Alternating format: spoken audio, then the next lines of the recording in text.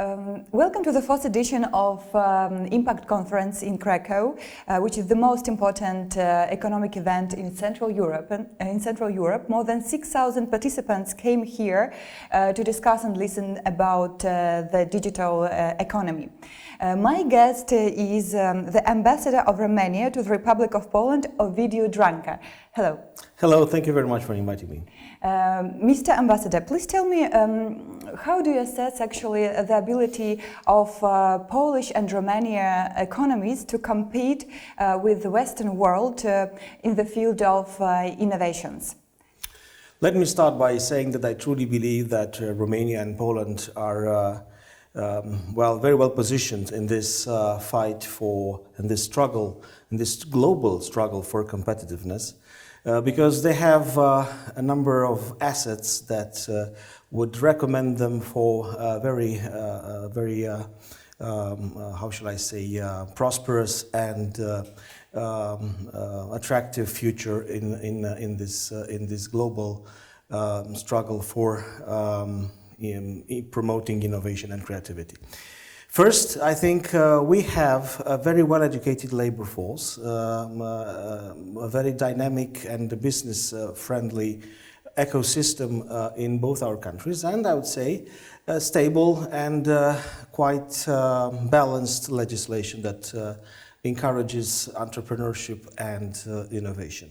Both our countries have enjoyed a very stable and very high, I would say, level of growth over the last 2 decades. Maybe not that much, but at least in the last 10 years, this is a reality nobody can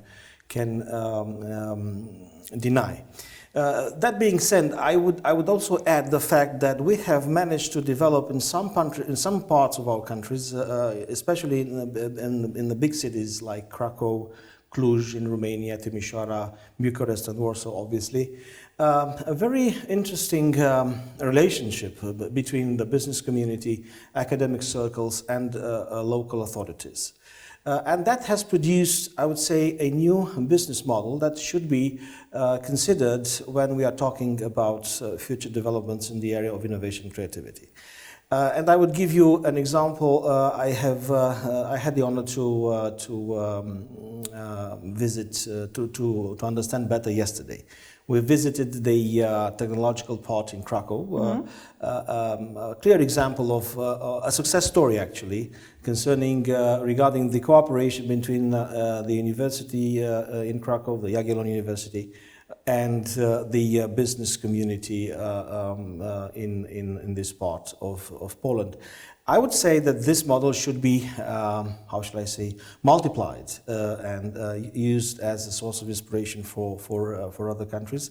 We have done it in Romania and quite successfully, in Cluj in particular, where we have, I would say, a digital world in the making, given the fact that in Cluj we have experienced long ago this successful cooperation between public authorities and the business community with some support from the academic community, especially the university in Cluj-Napoca. So it works.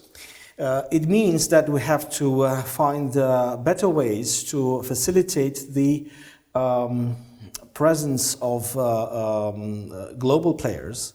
I know that Google has very interesting plans for this part of Europe, and it's not a secret that we have been discussing a very interesting concept, startup region, Central Europe startup region. I truly believe that this is feasible, and I think we should start working on that very soon. Mr. Ambassador, as you told, there are a lot of initiatives in our region and also a lot of success stories within this innovation field. But still there are a lot of comparative reports made, for example, by European Commission, which indicates our countries in the region of Central Europe as a moderate innovators. And of course, the Western Europe is assessed as an avant-garde of all this innovative process. So what steps should be done to minimize this distance? Well, I would think education is the key. Probably in our countries there is a strong need to improve the education system. When I'm talking about education, I'm referring specifically to the education related to or the creativity-related dimension of education.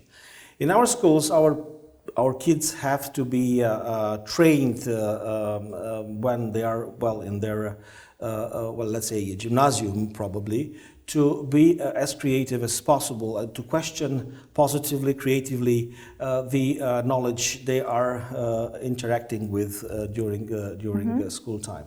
And I think it is worth considering introducing in the curriculum entrepreneurship, or something that relates to this entrepreneurial spirit that is probably the engine of growth, or should be the engine of growth in the future, as we are preparing, all of us, obviously, for the fourth technological revolution and the digital economy.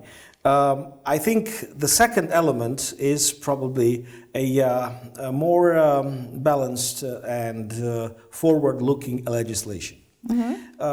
It is well obvious that with the good legislation and with very wise and balanced public policies, the economic environment thrives, I think, for obvious reasons. First, it's not only about taxation. Taxation is a part of it.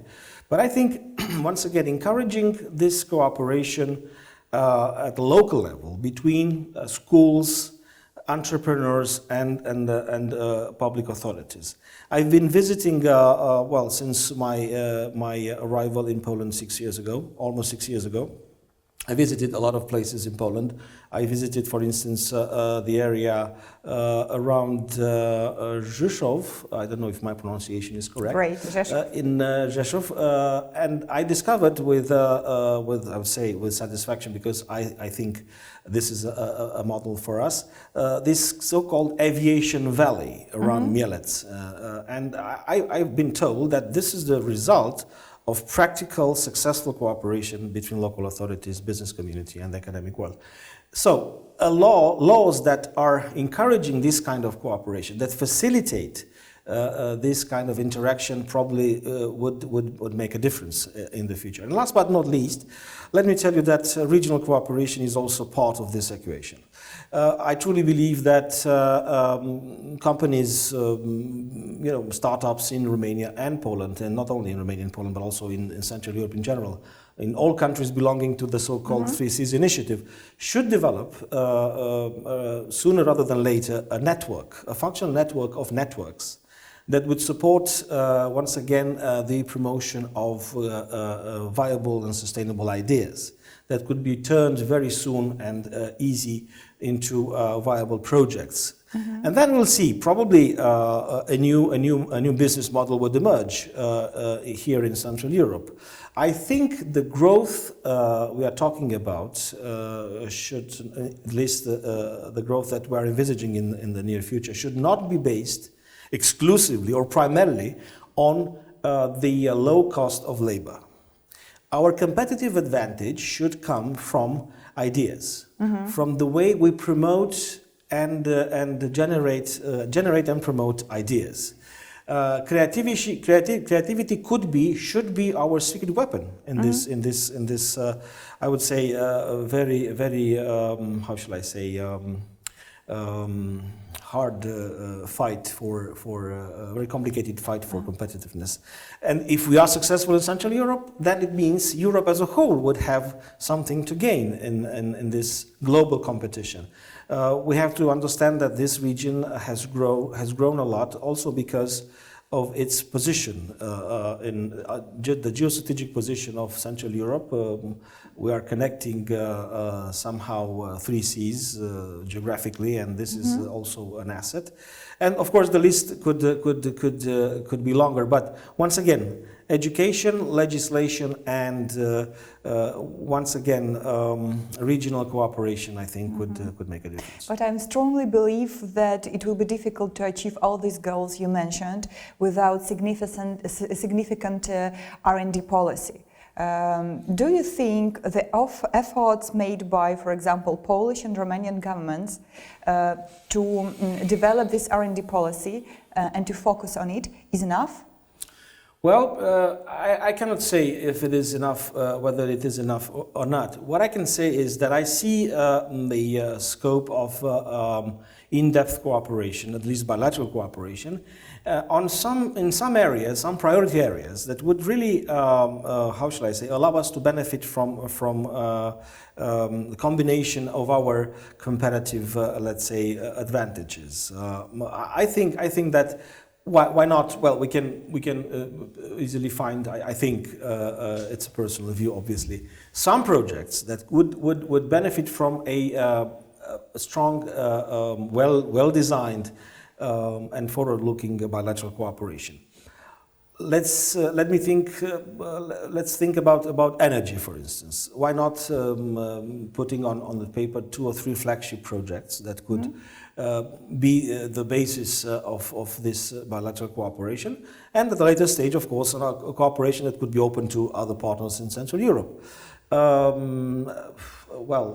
Artificial intelligence. Why not finding some projects that are relevant for both our countries, with the participation, obviously, of the business community, because ideas have to come from the business community, and developing joint projects afterwards that would really bring closer companies from Poland and Romania, together with academic communities in our countries. I think Impact has played already a role in this direction, and I'd like to express my gratitude for the way the event has been prepared this year, where Romania is a partner country, or has at least a very special status as far as I know. So once again, artificial intelligence connected with let's say, a new way of promoting ideas that have originated